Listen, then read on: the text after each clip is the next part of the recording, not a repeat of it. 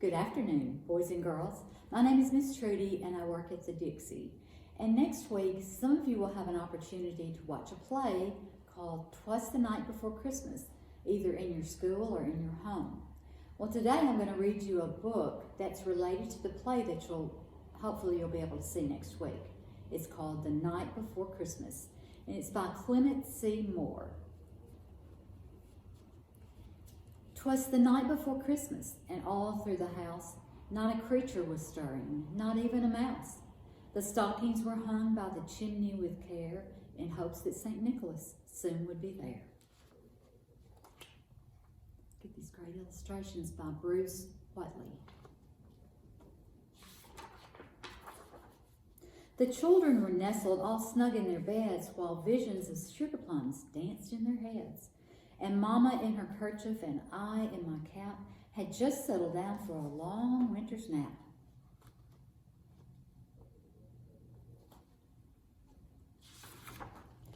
When on the lawn there arose such a clatter, I sprang from my bed to see what was the matter. Away to the window I flew like a flash, tore open the shutters and threw up the sash.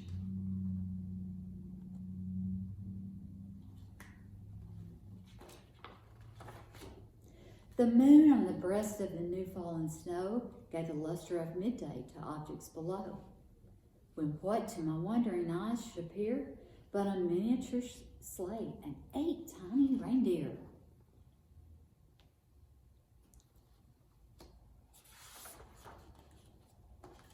With a little old driver so lively and quick, I knew in a moment that it should be St. Nick.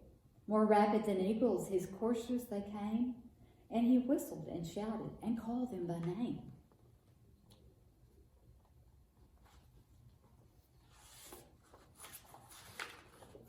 Now Dasher, now Dancer, now Prancer and Vixen, on Comet, on Cupid, on Donner and Blitzen, to the top of the porch, to the top of the wall. Now dash away, dash away, dash away all.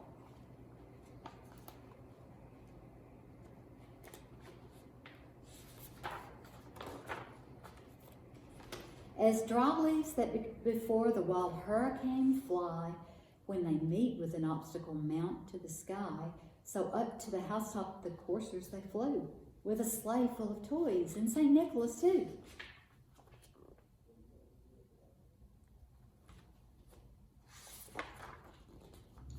And then in a twinkling I heard on the roof the prancing and pawing of each little hoof.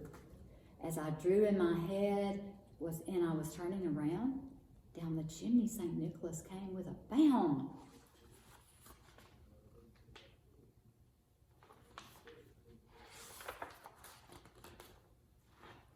There he is. He was dressed all in fur from his head to his foot, and his clothes were all tarnished with ashes and soot. A bundle of toys he had flung on his back, and he looked like a peddler just opening his sack.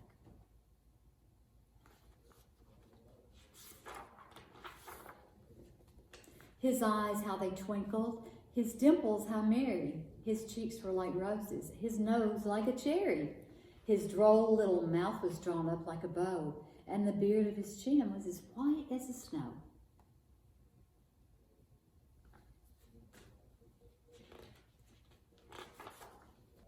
The stump of a pipe he held tight in his teeth, and the smoke it encircled his head like a wreath. He had a broad face and a little round belly, and that shook when he laughed like a bowl full of jelly.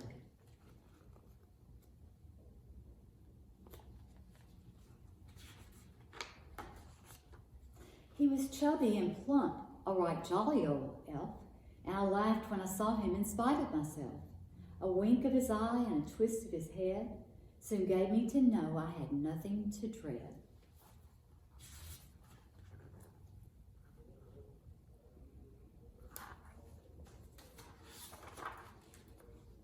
He spoke not a word, but went straight to his work and filled all the stockings, then turned with a jerk, and laying his finger aside of his nose, and giving a nod, up the chimney he rose.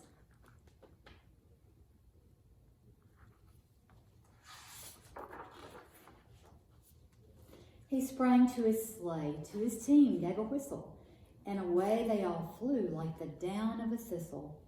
But I heard him exclaim ere he drew out of sight, Merry Christmas to all, and to all a good night.